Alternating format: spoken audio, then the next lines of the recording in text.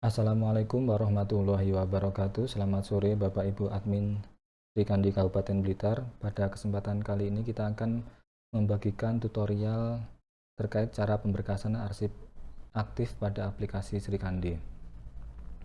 Yang pertama Bapak Ibu harus lakukan adalah login menggunakan akun TU pada aplikasi Sri Kandi ya. Kita sudah login menggunakan akun TU-nya. Kemudian nanti kita buka menu pemberkasan arsip aktif. Nah, di sini sudah ada beberapa berkas yang telah diciptakan oleh rekan-rekan kami pada masing-masing bidang. Kemudian kita akan praktik membuat berkas baru. Caranya kita klik tombol tambah baru. Nanti ada form yang harus kita isi.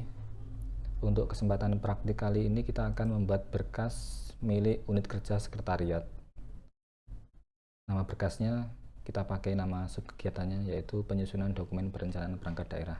Kita copy paste dulu.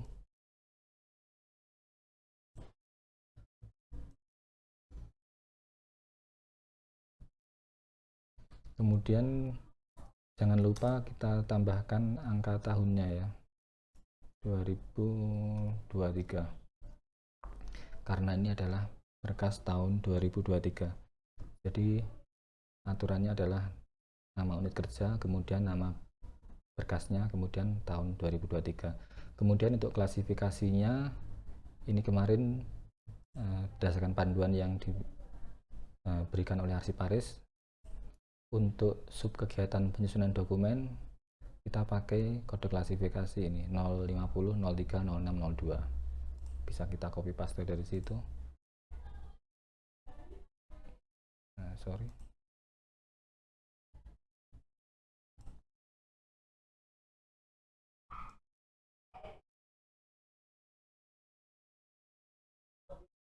Nanti akan secara otomatis muncul jumlah tahun retensi aktif, inaktif, dan juga penyusutan akhirnya. Kemudian untuk lokasi fisik bisa kita isi filling kabinet berapa, laci berapa gitu. Kalau belum ada kita isi strip saja, kita kosongkan. Kemudian untuk uraian misalkan kita isi laporan perencanaan ya, misalkan seperti itu. Kemudian untuk kategori berkas, ini kemarin contoh yang diberikan adalah perencanaan pembangunan nasional. Supaya kita ketik. Waduh, sayang sekali kolomnya ini nggak bisa diketik ya, harus dipilih dengan mouse. Oke, coba nanti kami berikan feedback ke Andri agar entry atau pemilihan datanya bisa lebih mudah. Perencanaan. Nah,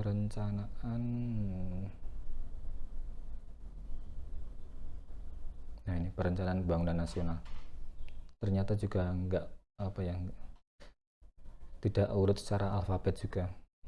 Oke, seperti ini. Setelah semua kolom terisi, kita simpan.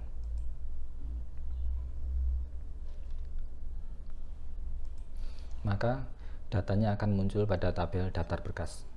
Ya, ini nomor 1. Pertama adalah kode klasifikasinya, kemudian nama berkasnya, sekretariat penyusunan dokumen perencanaan tahun 2023, kemudian tanggal pembuatannya hari ini 15 Mei. Kemudian ini kurun waktu adalah naskah-naskah yang ada di dalam sini, karena belum ada naskah yang kita tambahkan di sini, belum ada naskah yang diberkaskan. Jumlah itemnya juga 0 karena belum ada anggotanya. Nah, tugas kita selaku akun TU adalah menambahkan naskah masuk ataupun naskah keluar yang sesuai dengan berkas ini. Jadi karena ini adalah terkait dengan perencanaan, maka nanti kita akan mencari naskah-naskah baik itu masuk ataupun keluar yang terkait dengan perencanaan. Kita coba dulu dari naskah masuk ya. Kita masuk ke menu daftar naskah masuk. Nanti jangan lupa yang kita pilih adalah yang tahun 2023 karena berkasnya adalah berkas tahun 2023. Contohnya langsung saja. Nah, ini kami punya nomor surat masuk sekian. Saya copy paste dulu. Langsung kita cari.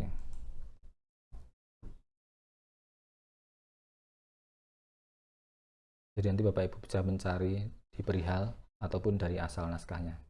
Kalau perencanaan, kemungkinan sebagian besar adalah berasal dari Bapeda. Nah, nanti apabila sudah ketemu naskah yang akan kita masukkan ke berkas, maka kita klik tombol folder yang ada di sebelah kanan yang ada keterangan berkas. Kita klik, kemudian akan muncul form untuk memilih nama berkasnya.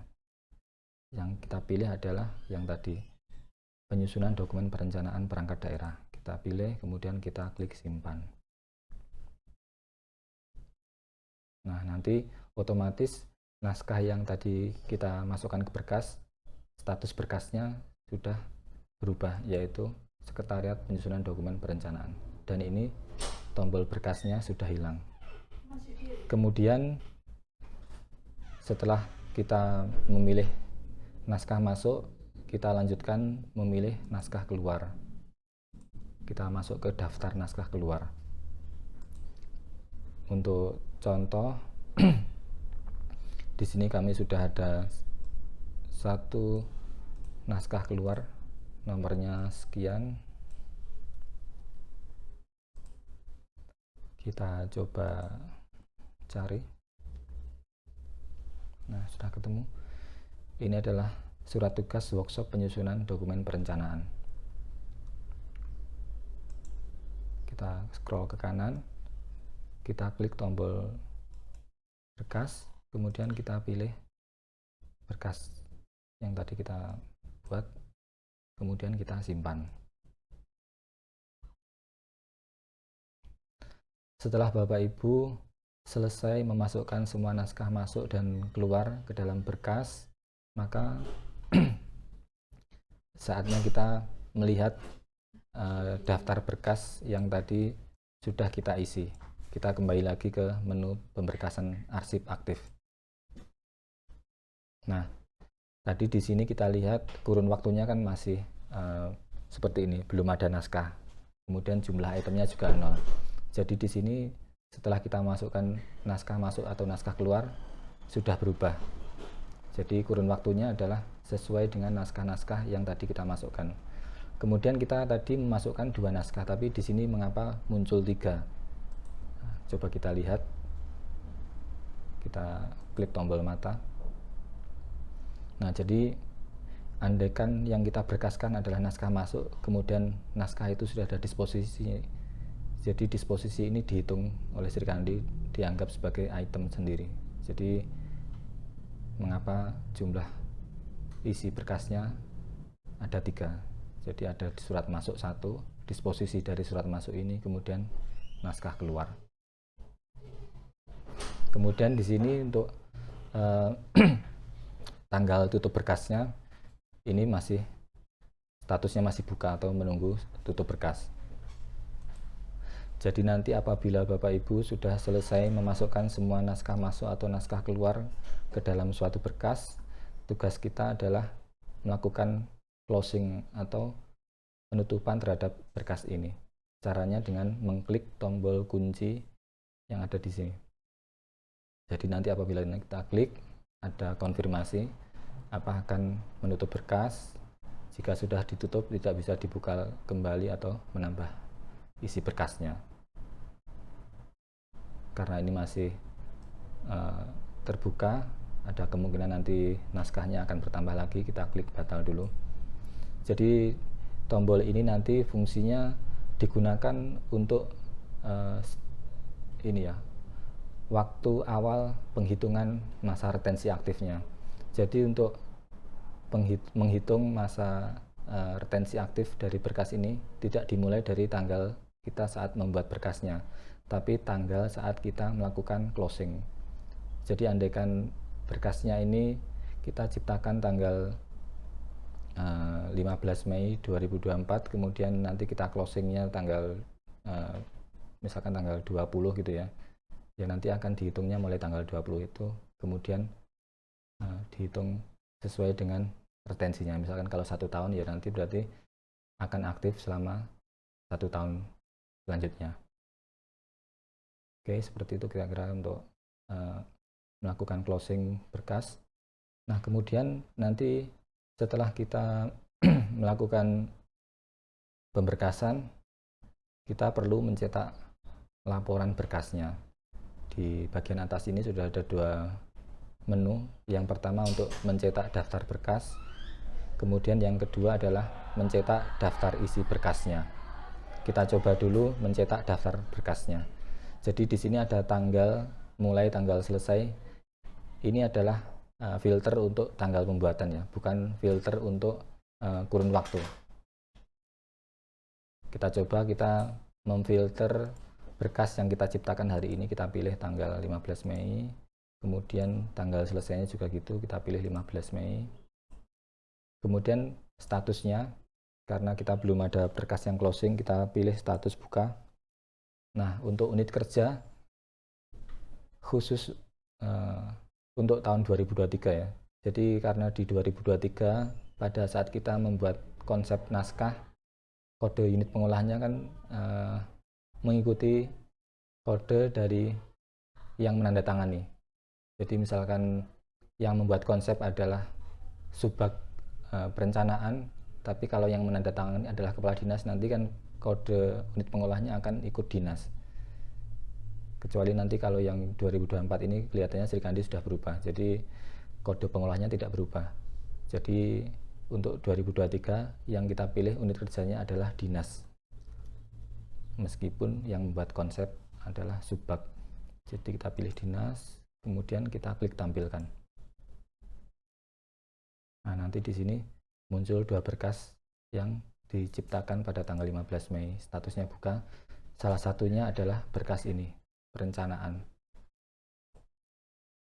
Oke, seperti itu. Kemudian laporan yang kedua adalah laporan daftar isi berkas aktif. Filternya sama, tanggal mulainya 15 Mei, kita pilih, selesainya 15 Mei, kita pilih. Kemudian status berkasnya buka, kemudian unit kerjanya juga gitu, kita pilih dinas, kita klik tampilkan. Nah, maka akan muncul laporan daftar isi berkas.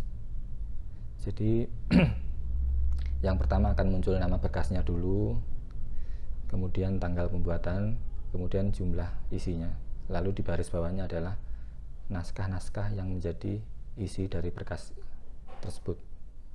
Tadi yang kita ciptakan adalah ini, penyusunan dokumen perencanaan tanggal 15 Mei, ada 3 item isinya. Yang pertama surat masuk, kemudian disposisinya, dan yang ketiga adalah surat keluar. Nah, nanti bukti-bukti dari laporan ini bisa kita download dalam bentuk PDF, kemudian kita upload ke dalam aplikasi pengawasan. Baik Bapak Ibu, untuk pemberkasan kira-kira tutorialnya seperti itu. Apabila ada hal-hal yang perlu ditanyakan, nanti dapat berkonsultasi secara WA ataupun telepon ke Arsiparis. Terima kasih. Assalamualaikum warahmatullahi wabarakatuh.